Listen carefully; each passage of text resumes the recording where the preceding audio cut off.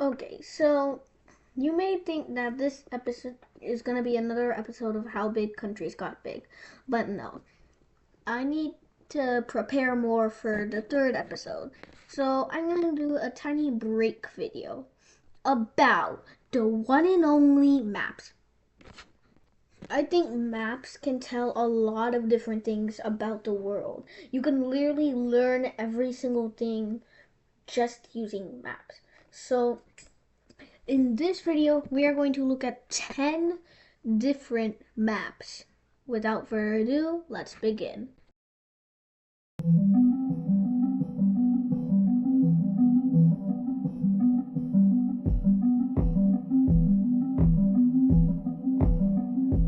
First up, let's look at sports around the world.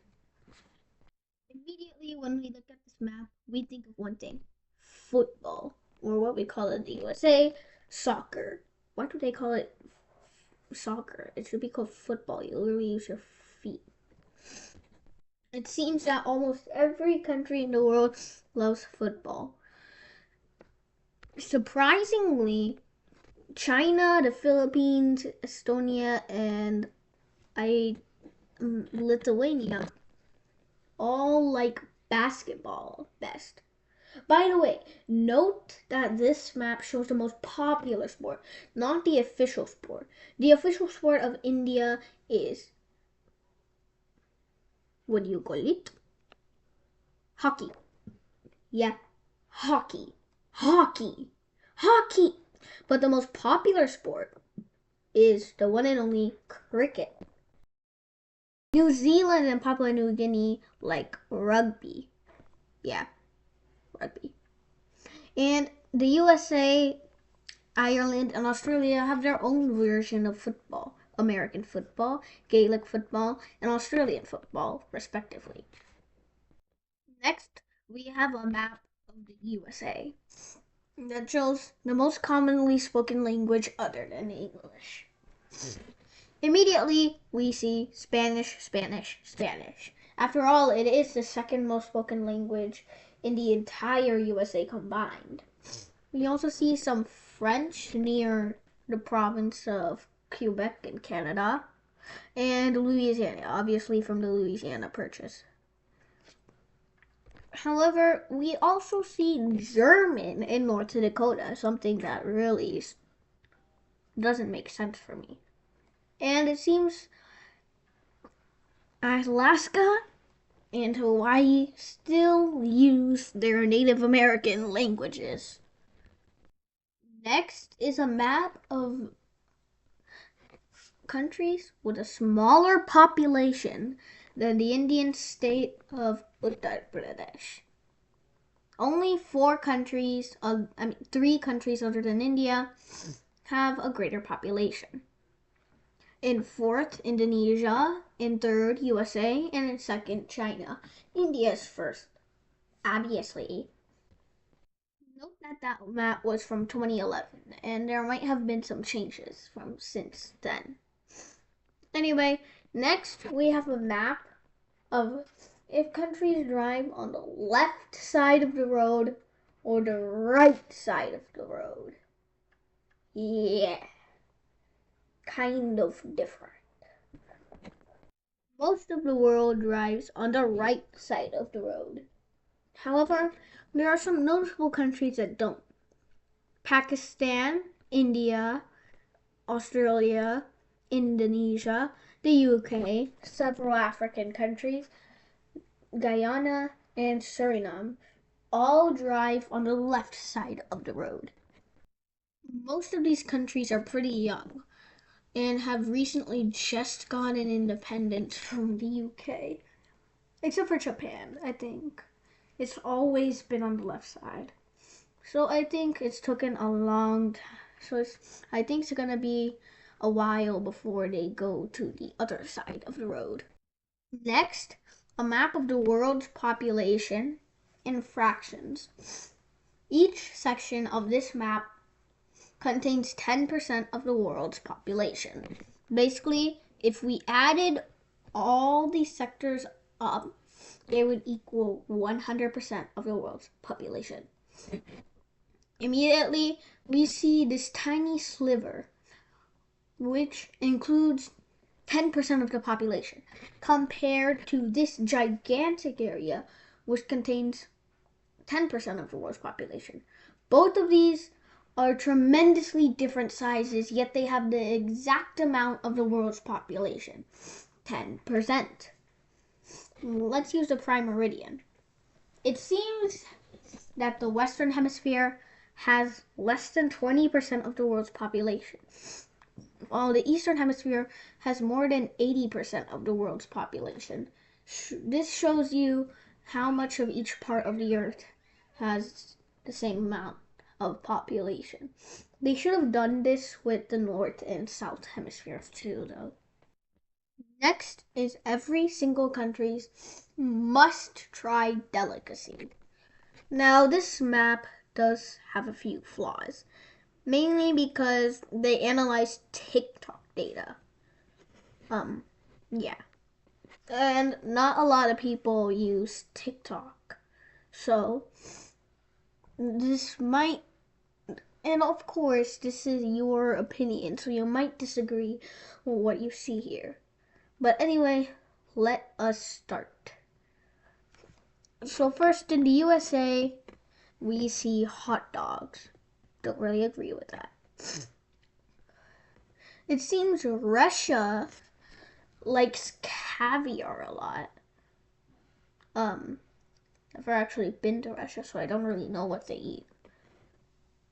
Surprisingly, Taiwan actually has a boba tea. Yeah, I want to go to Taiwan now. And Canada. I thought it was maple syrup, but Canada. Beaver tails? I went to Canada and I think maple syrup is better. India obviously has ramen. I mean, not ramen. Japan has ramen, and India has biryani. New Zealand white baked fritters. Uruguay bizcochos. Senegal bisapsas. Iceland skyr. And Italy panettone. I thought it was pizza, but okay. St. Vincent the Grenadines has saltfish bojol. Venezuela has arepas. Morocco kefta. Scotland and brew. Norway farkrikal. And Singapore laska. I don't know what half of these are. Next, we have a world map of Mars. Yes, this is Mars. If it regained, this is a theoretical map of Mars of what it would have, of what it looked like terraformed before it became the red planet we know today. The first thing we notice is two main continents. This weird shaped continent on the east and this foot shaped continent on the west. We also have two more continents if we look closely. On the bottom, we have a plain desert like Antarctic continent, and on the north, we have a slight tundric continent on the north. However, we don't actually really know what they kind of looked like. We're just making guesses based on their coastline. What we notice next is that there are a ton, and I mean a ton, of lakes. So many lakes that they turn into seas and start making all these weird islands. We see that many mountains become islands, like Mauna Kea. Next is a map of Antarctica with time zones. Yep, it shows all the time zones here. Note that these time zones aren't really what all countries follow. Mainly, they just follow their own time zone. If their country has more than one time zones, then they follow these time zones. So for those countries, most of this continent follows UTC time. However, the South Pole follows something different. it follows both plus 12 hours and plus 13 hours. Kind of interesting. Next, we have a map of the world if it was upside down. If you think about it, we could have just said north is south, up is south. The way we think north is up is somewhat arbitrary. We could have thought any other direction, but we thought north. We couldn't even have said east, west, or any of that. We could have said like northeast is up, or like this degree is up. This map will help us see a different perspective of the world. The first thing I notice is that India seems now a lot closer to the Mediterranean Sea. Australia seems a lot closer to China, and Brazil seems a lot closer to Canada. Of course, this is the Mercator projection, and some parts are distorted, but other than that, it's just an upside down Mercator projection with the text inverted to face our view. There's actually nothing different. So, when I look at a map and I see the Mediterranean Sea, it looks very far from India. When I turn the map over, I'm like, oh, never mind. Finally, we're looking at a map of Native American land. The first thing that I see is that almost 2/3 of Oklahoma are Native American land. Why? Well, there was this form signed in 2020 which gave half of the state to Native Americans. We also have the Navajo region in other parts. In fact, there are also, quick observation, more Native American reserves in the northwest than the east. Reason being that the east has more cities and is more developed. Thus, we have more people there and less amount of area for Native Americans to live.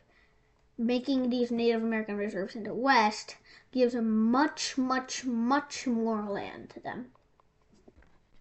And that's it. If you like this video, thanks for watching. Yeah. I'll see you next time.